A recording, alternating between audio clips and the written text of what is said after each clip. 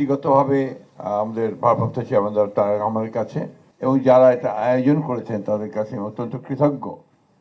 এই জন্যে যে এই জগতের সঙ্গে পরিচিত না হলে বোধহয় জীবনের একটা বড় অংশ অপরিচিত থেকে যেত।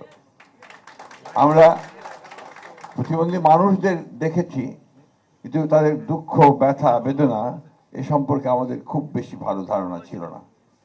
এবং আমি বক্তব্য বাড়াবো না, উনি আমাদের চেয়ারম্যান মহোদয় বক্তব্য রাখবেন।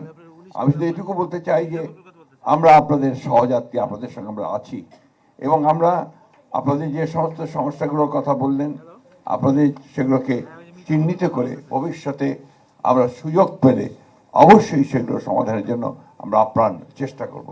সেই সঙ্গে এইটুকু কথা আপনাদের বলতে পারি যে পলিটিক্যাল কমিটমেন্ট যেটা দরকার সেটা বিএনপির কাছ থেকে, আমাদের ভারপ্রাপ্ত চেয়ারম্যান মহোদয়ের কাছ থেকে আপনারা অবশ্যই করবেন।